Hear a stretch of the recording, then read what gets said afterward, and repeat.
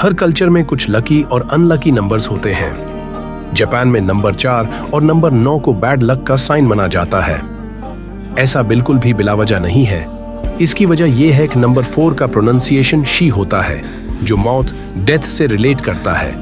Number 9 का लफ्ज कु या कुरुशिमी के करीब है, जो सफरिंग या तकलीफ का मतलब देता है। इसलिए बिल्डिंग्स में 4th फ्लोर नहीं होता, या उसे 3A या 3S कह दिया जाता है। होटल्स में रूम 9 या 49 अवॉइड किया जाता है। अगर देखा जाए तो ये ऐसा ही है जैसे उर्दू में 2 और 4 अनलकी डिजिट्स हों और इनका मतलब बनता हो मुश्किल या मौत से 2-4 होना। वैसे तो जापानीज लोगों को चाहिए था कि अपनी लैंग्वेज में 4 और 9 की साउंड्स चेंज कर लेते। इस तरह उनकी लाइफ आसान हो जाती, लेकिन उन्होंने मुश्किल रास्ता चुना। ये सिर्फ सुपरस्टिशन नहीं, बल्कि डीपली रूटेड कल्चरल बिलीफ है।